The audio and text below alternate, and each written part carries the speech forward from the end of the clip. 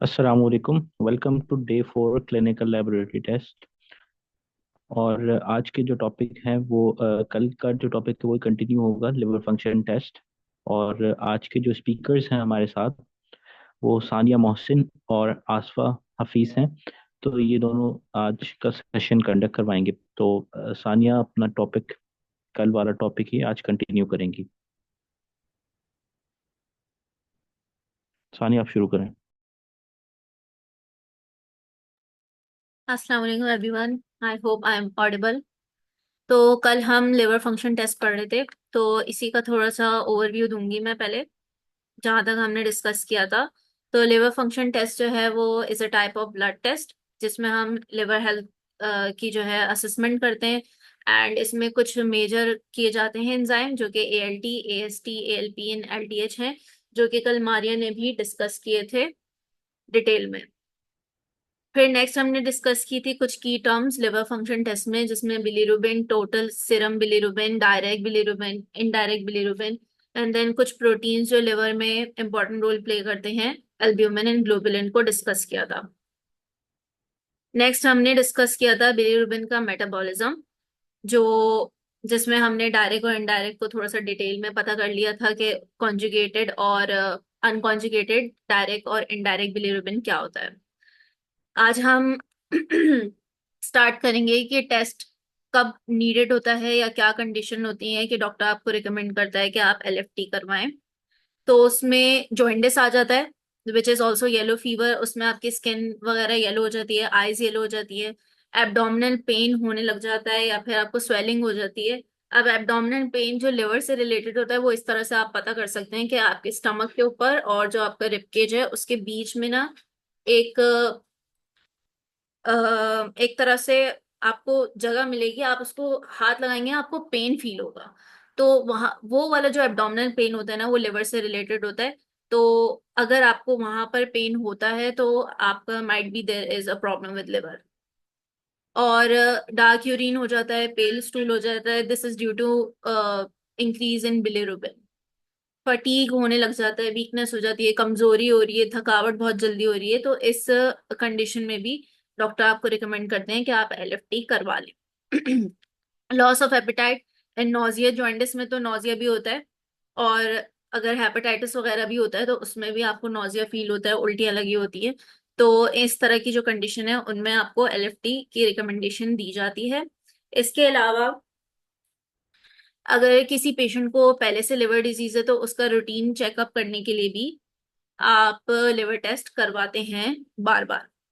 जैसे कि हेपेटाइटिस है, सिरोसिस है, सिरोसिस लिवर लिवर टिश्यू के स्कारिंग को कहते हैं। और हेपेटाइटिस तो पता ही है आपको कि it's a liver disorder. And कुछ पेशेंट जो ऐसी मेडिसिन ले रहे होते हैं जो लिवर को इम्पैक्ट करती हैं, लाइक नॉर्मल घर की अगर एग्जांपल दूं तो पैनाडोल। अगर कोई पैनाडोल बहुत ज्यादा खाता है, विच इज एसिडोमाइनोफिन, तो उसके लिए भी ऐसा होता है कि आपकी 4 ग्राम जो है ना पर डे मैक्सिमम डोज होती है। अब कुछ लोग जो है वो फ्रीक्वेंटली जो है सर का दर्द उनको अगर रह रहा है तो वो पैनाडोल खाते हैं, तो वक्त के साथ साथ उनका लिवर डैमेज होने लग जाता है। नेक्स्ट पे चलते हैं, नॉर्मल वैल्यूज लिवर की क्या होती हैं। नॉर्मल वैल्यूज में ALT, alanine amino transferase 7 to 56 unit पर लीटर लिवर की नॉर्मल वैल्यू है। इसमें AST में 10 to 40 यूनिट पर लीटर, ALP में 44 से 147 यूनिट पर लीटर, LDH में 140 से 280 यूनिट पर लीटर। थोड़ी सी स्लाइटली जो है ये वेरी कर सकती है बेस्ड ऑन एज, जेंडर और लैब स्टैंडर्ड्स के, लेकिन ज्यादा वेरी नहीं करेंगे इससे। फिर हमने ऑलरेडी डिस्कस किया हुआ है what is bilirubin. Predominant pigment होता है इन बाइल, और ये कैसे बनता है, हीमोग्लोबिन के ब्रेकडाउन से बनता है, तो we have already discuss this. और टोटल सीरम में हमारे पास कॉन्जुगेटेड और अनकॉन्जुगेटेड दोनों की मेजरमेंट साथ में आती है, तो उसको टोटल सीरम कहते हैं। नॉर्मल रेंज इसकी 0.1 से 1.0 mg/dl है। Direct bilirubin conjugated in liver. इससे पहले इनडायरेक्ट बिलीरुबिन होता है जो एल्ब्यूमिन के साथ जुड़ा हुआ होता है, और वो लिपिड सॉल्युबल होता है, वो वाटर सॉल्युबल नहीं होता। फिर वो बिलीरुबिन जो है वो लिवर में आके प्रोसेस होता है और कॉन्जुगेटेड में चेंज हो जाता है, फिर वो डायरेक्ट बिलीरुबिन बन जाता है। और वो वाटर सॉल्युबल होता है। उनकी नॉर्मल रेंज ये है कि 0.0 से 0.2 mg/dl। इनडायरेक्ट की 0.2 से 0.8 mg/dl होती हैं। एबनॉर्मल बिलीरुबिन लेवल्स की वजह से क्या क्या हमें सिम्टम्स देखने को मिल सकते हैं या क्या प्रॉब्लम्स हो सकती हैं। हाई बिलीरुबिन लेवल्स की वजह से जॉइंडिस मेन सिम्टम यही होता है, और इसके अलावा हीमोलाइसिस हो जाता है। अब हमारे पास तीन तरह के जॉइंडिस होते हैं। एक प्री हेपेटिक होता है, एक हेपेटिक होता है, और एक पोस्ट हेपेटिक होता है। प्री हेपेटिक हीमोलाइसिस वाला होता है जिसमें आपके पास ब्लड में बिलीरुबिन की मिकदार जो है वो बढ़ जाती है, विच इज ऑल्सो जॉइंडिस। उसमें आपका जो है मेन सिम्टम होता है। इसमें क्या होता है, आपका टोटल बिलीरुबिन बढ़ जाता है, खासतौर पे जो उसमें मेन जो मिकदार जो बड़ी हुई होती है वो अनकॉन्जुगेटेड की होती है एज कम्पेयर टू डायरेक्ट वाले की।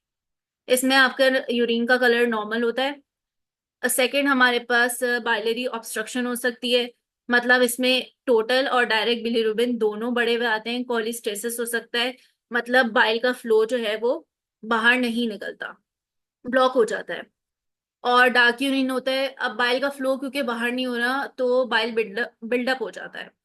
बिल्डअप होने की वजह से बॉडी चाह रही होती है कि किसी भी तरीके से अब इस बाइल को बाहर निकाला जाए, तो वो रीनल के जरिए एक्सक्रीट करने की कोशिश करती है, तभी आपका यूरिन जो है वो डायरेक्ट डार्क हो जाता है।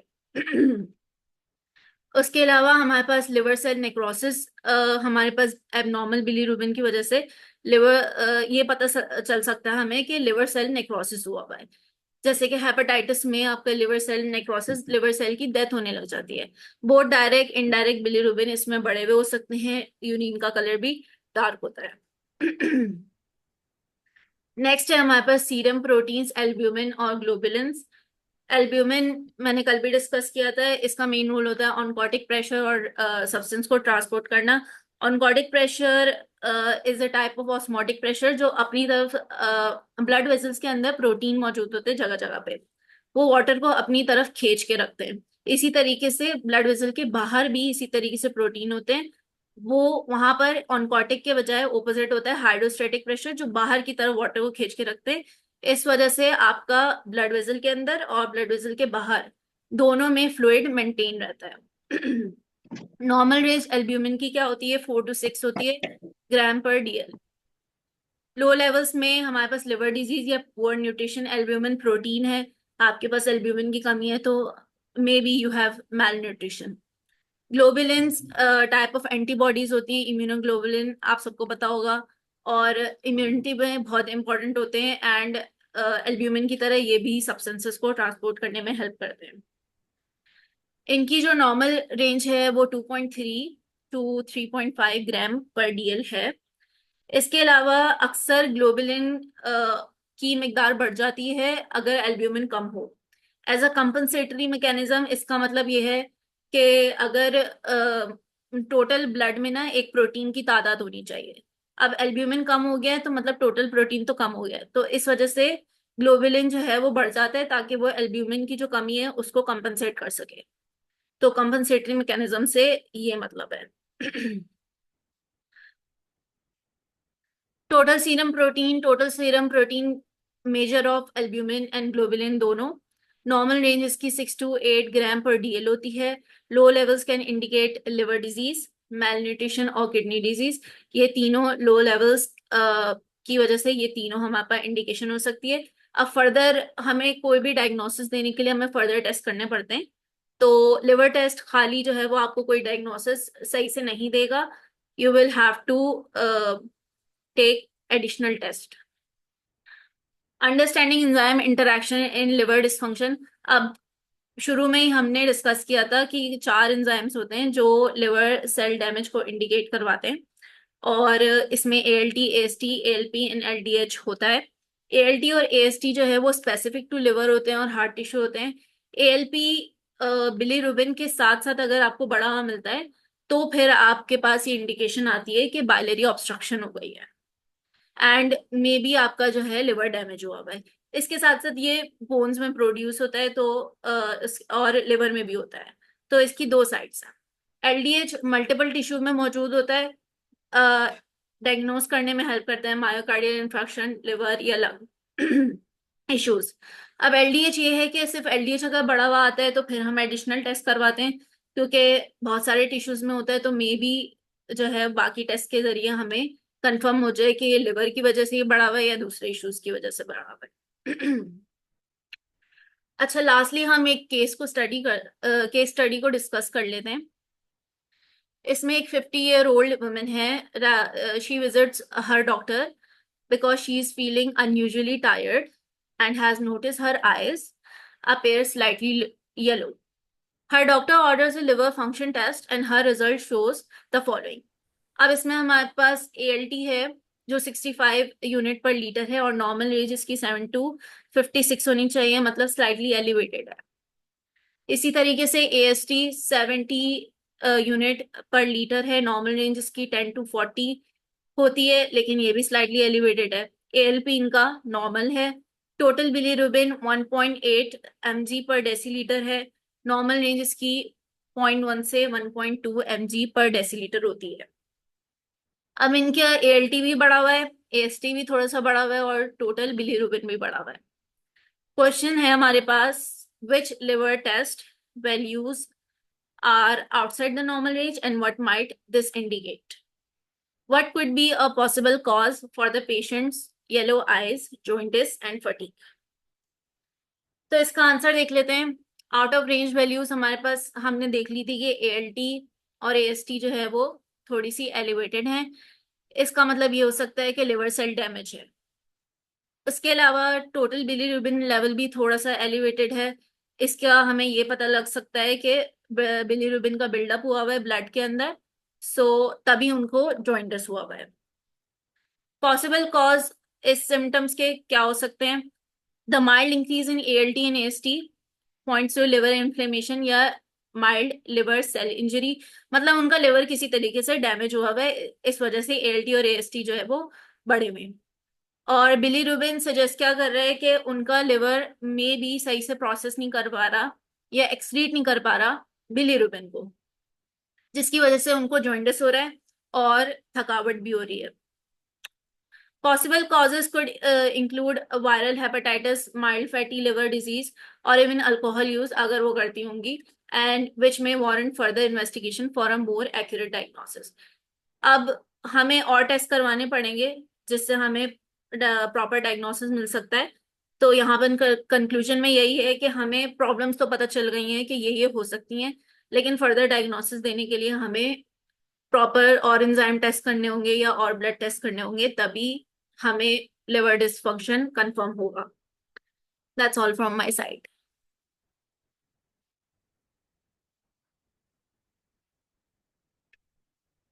किसी को कोई क्वेश्चन है तो you may ask.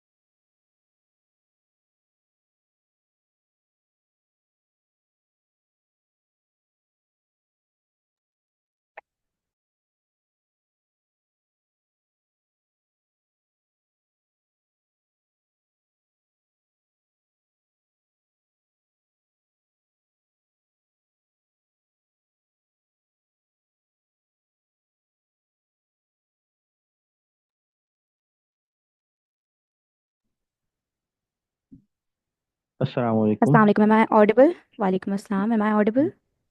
Yes, you are. Okay, let's start. Wait, let me share my screen.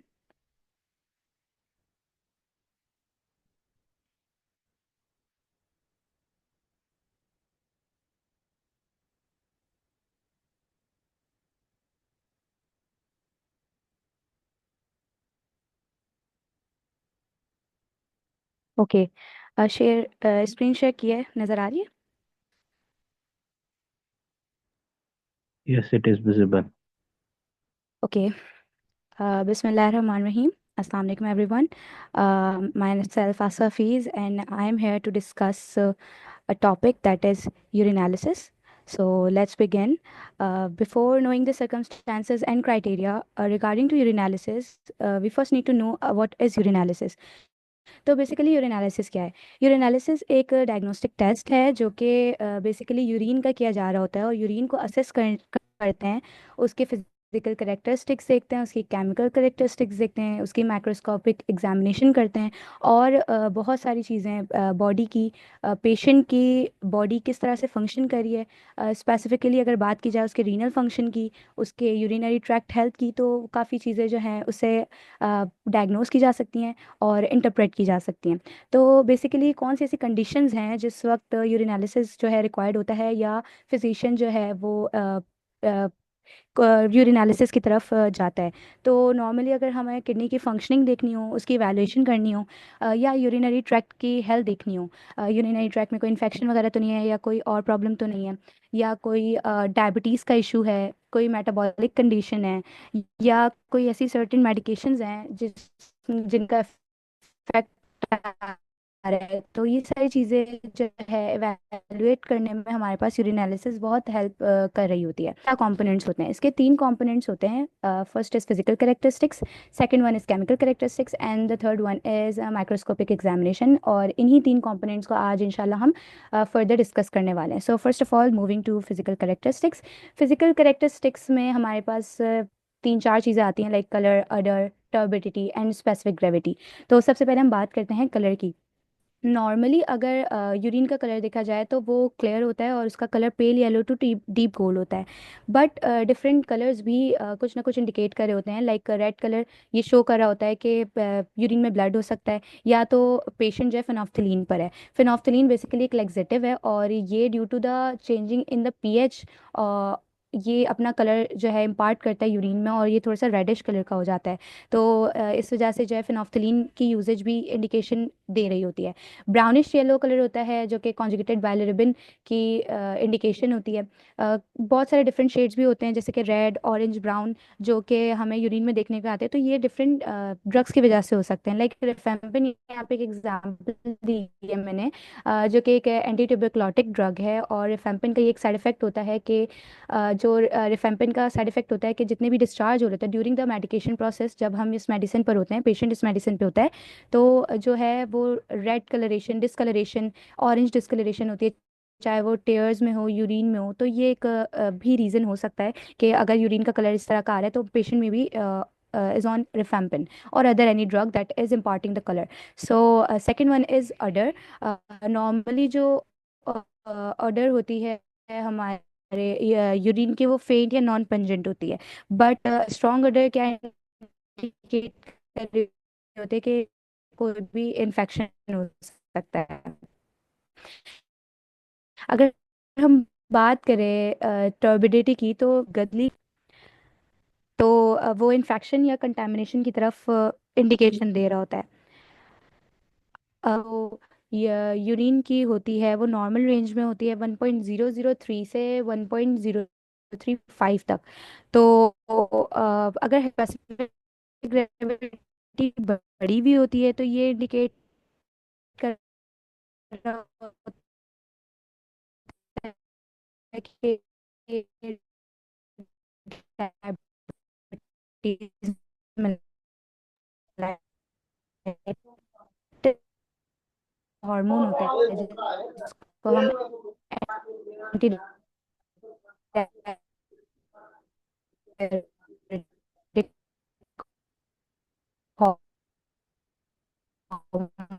Hormone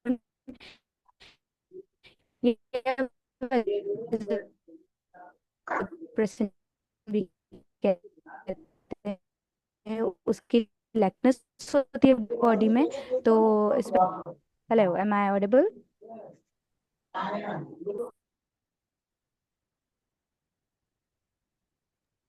आपकी वॉइस क्लियर नहीं आ रही है, काइंडली इसको देख लें।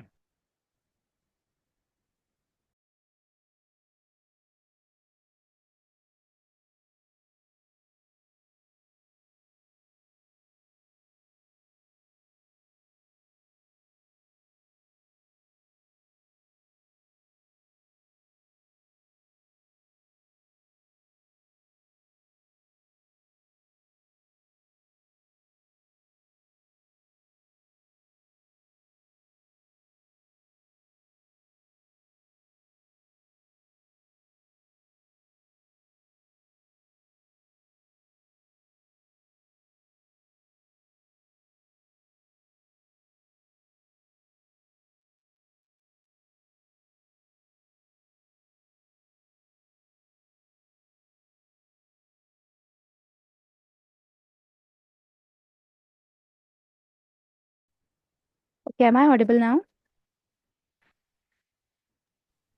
जी। ओके। कहाँ से मिस किया है मैंने?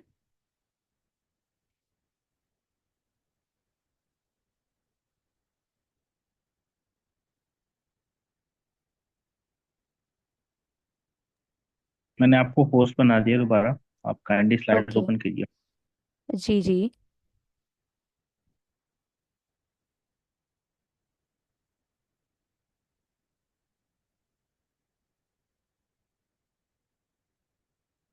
ओके, मैंने कहाँ से मिस किया था फिर आप बता सकते हैं?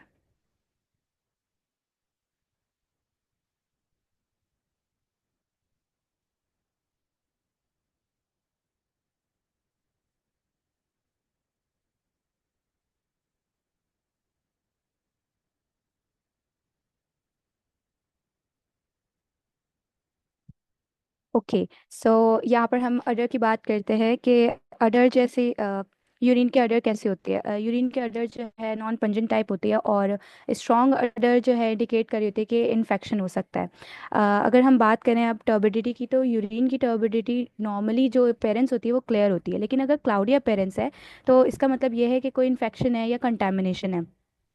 इसके बाद अगर हम बात करें स्पेसिफिक ग्रेविटी की, तो स्पेसिफिक ग्रेविटी की नॉर्मल रेंज जो होती है यूरिन की वो 1.003 से लेके 1.035 तक होती है। लेकिन अगर स्पेसिफिक ग्रेविटी हाई हो या लो हो तो ये भी कोई इंडिकेशन दे रही होती है। लाइक अगर हाई स्पेसिफिक ग्रेविटी होती है तो वो डायबिटीज़ मिलाइटिस को इंडिकेट कर रही होती है, और अगर लो स्पेसिफिक ग्रेविटी होती है तो वो डायबिटीज़ इंसिपिडस को इंडिकेट कर रही होती है। डायबिटीज़ इंसिपिडस के बारे में अगर मैं थोड़ा सा बैकग्राउंड दूँ, तो डायबिटीज़ इंसिपिडस बेसिकली फ्लूइड की इम्बैलेंसिंग की वजह से कॉज होती है, और हमारे पास एक हार्मोन होता है एंटी डाययूरेटिक हार्मोन, या इसको वेजोप्रेसिन भी कहते हैं। तो उसके लैकनेस की वजह से भी डायबिटीज़ इंसिपिडस हो सकता है। अब हम अगर बात करें केमिकल कैरेक्टरिस्टिक्स की, तो केमिकल कैरेक्टरिस्टिक्स में हमारे पास डिफरेंट चीज़ें आती हैं, लाइक पीएच, प्रोटीन वगैरह। तो हम सबसे पहले पीएच की बात करें तो नॉर्मली जो यूरिन का पीएच होता है वो 4.5 से 9 तक होता है, या टिपिकली एसिडिक होता है अराउंड 6। लेकिन अल्कलाइन पीएच अगर हो तो उसका मतलब ये है कि कोई इन्फेक्शन है, अल्कलोसिस वगैरह हो सकती है। प्रोटीन की बात की जाए तो नॉर्मली प्रोटीन में एक दिन में 50 to 80 mg होता है, लेकिन अगर प्रोटीन लेवल्स बढ़े हुए हो, जैसे हम प्रोटीन यूरिया भी कहते हैं, तो वो या तो किडनी के इश्यूज़ को या ब्लड इश्यूज़ को इंडिकेट कर रही होती है। अब अगर हम बात करें ग्लूकोज की, तो नॉर्मली यूरिन में ग्लूकोज एब्सेंट होता है और उसका रीनल थ्रेशोल्ड हो जाता है 180 mg पर डीएल ब्लड होता है। लाइक रीनल थ्रेशोल्ड की बात करूँ तो मैं नॉर्मली अगर 180 mg पर डीएल है तो इतनी किडनी जो है रिएब्जॉर्ब कर रही होती है ग्लूकोज। लेकिन अगर इससे ज़्यादा ग्लूकोज लेवल्स बढ़ जाते हैं, जो कि नॉर्मली डायबिटीज़ में हो रहा होता है, तो क्या होता है कि वो ग्लूकोज यूरिन में आती है, और इसके जैसे क्या होता है कि यूरिन की प्रेजेंस जो है यूरिन में ग्लूकोज की प्रेजेंस होती है, और ये हमें या तो किडनी फंक्शन के बारे में बता रही होती है कि किडनी फंक्शन ठीक नहीं है, या जो है पेशेंट को डायबिटीज़ है। तो इसके बाद हम बात करते हैं कीटोन्स की, तो कीटोन्स भी नॉर्मली एब्सेंट होते हैं, लेकिन कीटोन्स की प्रेजेंस जिसको हम कीटोन्यूरिया कहते हैं, वो अनकंट्रोल डायबिटीज़ को भी सजेस्ट कर रही होती है, वो स्टार्वेशन या लो कार्बोहाइड्रेट डाइट्स को भी इंडिकेट कर रही होती है। दैट मीन्स इधर यहाँ पर एक बेसिक मैं मैकेनिज्म बता दूं कि अगर हमारी बॉडी में प्रॉपर कार्बोहाइड्रेट्स पाए नहीं जाते बॉडी प्रॉपर कार्बोहाइड्रेट्स कंज्यूम नहीं कर रही होती, तो बॉडी खुद ही अपने आप को शिफ्ट कर लेती है कीटोन्स की तरफ। कीटोन्स की ब्रेक डाउन करके जितनी एनर्जी उसको रिक्वायर्ड होती है वो उस तरह से लेती है। तो जब कीटोन को वो ब्रेक डाउन करती है तो वो हमारे पास यूरिन में भी विजिबल होते हैं। फिर बात करते हैं ल्यूकोसाइट एस्टरेज की। तो ल्यूकोसाइट एस्टरेज बेसिकली एक एंजाइम है जो कि वाइट ब्लड सेल्स जो है प्रोड्यूस कर रहे होते हैं। नॉर्मली ल्यूकोसाइट एस्टरेज विजिबल नहीं होता, नेगेटिव होता है। लेकिन अगर ये पॉजिटिव है that means leukocyte esterase present है तो इन्फेक्शन हो सकता है। नाइट्राइट्स की बात की जाए तो नाइट्राइट्स का यहाँ पे इसलिए जिक्र किया गया है क्योंकि बैक्टीरिया अगर बॉडी में प्रेजेंट होते हैं तो बॉडी में नाइट्रेट्स को वो नाइट्राइट्स में कन्वर्ट कर रहे होते हैं। और जब नाइट्राइट्स एक्सेसिव हो जाते हैं तो वो यूरिन में भी विजिबल होते हैं। Normally nitrites are negative when there is no bacterial infection, but its presence definitely suggest the bacterial infection. अगर अब हम बात करते हैं बिलिरुबिन की, तो बिलिरुबिन नॉर्मली एब्सेंट होता है, लेकिन बिलिरुबिन अगर प्रेजेंट है that means liver is not working properly और लिवर डिजीज़ है, या तो बाइल डक्ट की कोई ऑब्स्ट्रक्शन हो सकती है, आइदर इट्स एनी रीज़न। अब हम बात करते हैं माइक्रोस्कोपिक एग्जामिनेशन की। तो माइक्रोस्कोपिक एग्जामिनेशन की बात की जाए तो इसमें आरबीसीज के बारे में सबसे पहले बात की गई है कि नॉर्मली जो रेंज होती है वो 0 to 1 पर हाई पावर फील्ड होती है। हाई पावर फील्ड का मतलब ये है कि जब हम माइक्रोस्कोपिक एग्जामिनेशन कर रहे होते हैं तो माइक्रोस्कोप की जो एक विजिबल इमेज बन रही होती है उस इमेज में कितने जो है रेड ब्लड सेल्स देखे जाते हैं, तो वो 0 to 1 जो है वो नॉर्मली देखे जाते हैं। लेकिन अगर इससे ज़्यादा उस इमेज में आपको दिख रही है, उस हाई पावर्ड इमेज में दिख रही है, तो वो या तो कोई ट्रॉमा है, कोई ट्यूमर है, या तो कोई ब्लीडिंग डिसऑर्डर है जिसकी वजह से रेड ब्लड सेल्स पाए जा रहे हैं। इसके बाद अगर हम बात करें वाइट ब्लड सेल्स की, तो इसकी रेंज है 0 to 4 पर हाई पावर फील्ड। ज़्यादा से ज़्यादा 4 होने चाहिए, इससे ज़्यादा अगर होते हैं तो कोई भी इन्फेक्शन वगैरह की तरफ सजेशंस जाती हैं, इंडिकेशन जा रही होती हैं। इसके बाद हम बात करते हैं एपिथेलियल सेल्स की। Epithelial cells normally occasional presence है इसकी। बेसिकली ओकेजनल प्रेजेंस का मतलब ये होता है कि कभी दिखते हैं, कभी नहीं दिखते हैं, कभी होते हैं, कभी नहीं होते हैं, and it's a normal condition. But अगर ज़्यादा है, यूरिन एनालिसिस 1 से 2 बार, 2 से 3 बार फिर से परफॉर्म की गई है एक पेशेंट की, और आपको नॉर्मली एपिथेलियल सेल्स दिख रहे हैं, स्क्वामस सेल्स दिख रहे हैं, तो इसका मतलब ये है कि वेजाइनल कंटामिनेशन हो रही है जिसकी वजह से एपिथेलियल सेल्स की प्रेजेंस है। अब अगर हम बात करें कास्ट की, तो कास्ट जो है नॉर्मली ओकेजनल कास्ट क्या होते हैं, नॉर्मली सॉलिड्स होते हैं, सॉलिड पार्टिकल्स होते हैं, ठीक है, और वो ओकेजनली प्रेजेंट होते हैं उसी तरह जैसे एपिथेलियल सेल्स प्रेजेंट होते हैं। लेकिन इनके भी हाई नंबर हो तो ये इंडिकेट कर देते हैं कि कोई रीनल प्रॉब्लम है, रीनल डिजीज हो सकती है।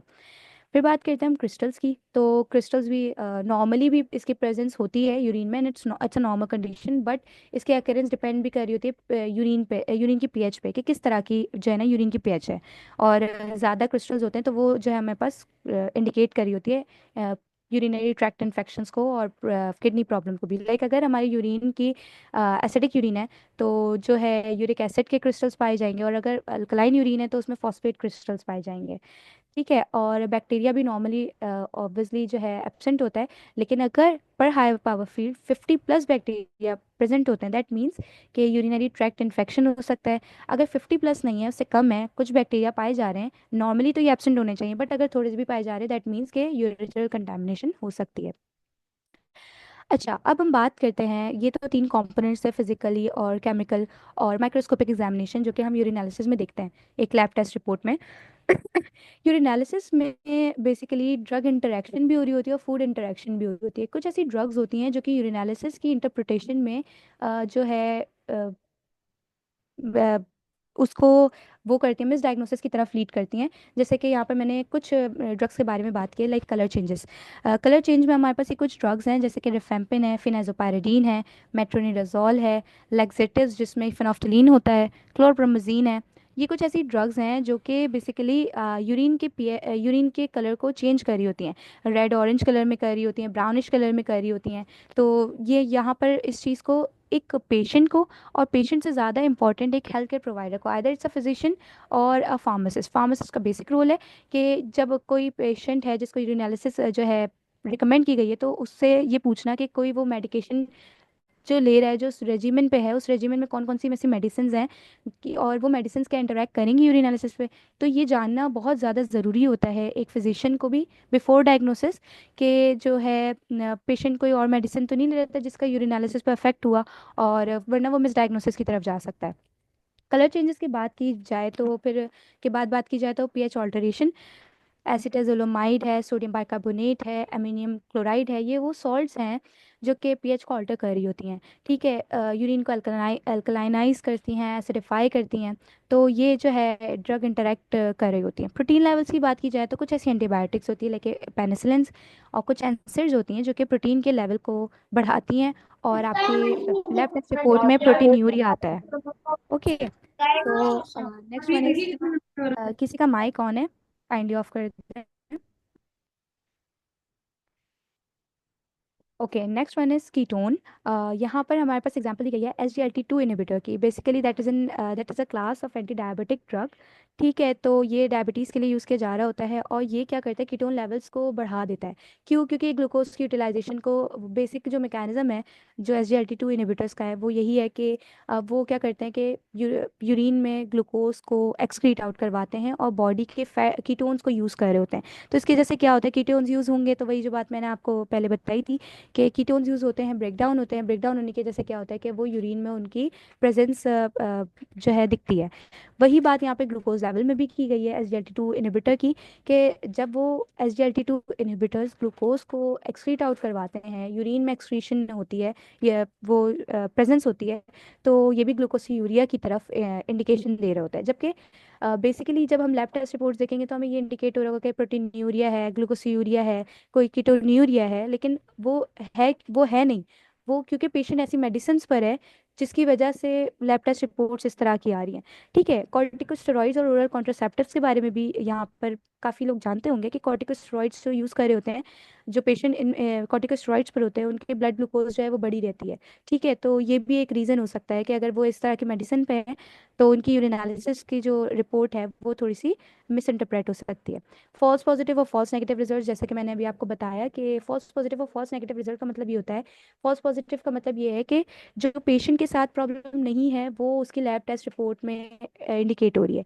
लाइक अगर उसको कोई इन्फेक्शन नहीं है बट स्टिल वो क्या हो रहा है, शो हो रहा है कि उसको कोई इन्फेक्शन है, वो पॉजिटिव, फॉल्स पॉजिटिव रिजल्ट हुआ। और अगर कोई इन्फेक्शन है बट इंडिकेट हो रहा है कि नहीं है, तो वो फॉल्स नेगेटिव रिजल्ट हुआ। इसमें हमारे पास कुछ ड्रग्स आती हैं लाइक विटामिन सी और लीवोडोपा, मिथाइल डोपा।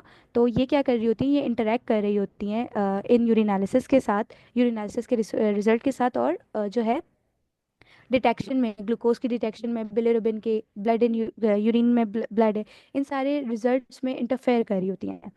नाइट्राइट्स और ल्यूकोसाइड एस्ट्रेस की बात की जाए तो कुछ ऐसी एंटीबायोटिक्स होती हैं, जैसे कि सेफेलोस्पोरिन्स की आप एग्जांपल दिए है मैंने।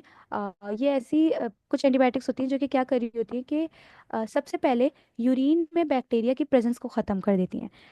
भले से पेशेंट को इन्फेक्शन अभी भी है, माइल्ड है, सिवियर है, ज़्यादा है या कम है, जो भी है, लेकिन है, बट वो क्या कर रही है कि वो जो यूरिन में बैक्टीरिया है उसको कम कर देती हैं।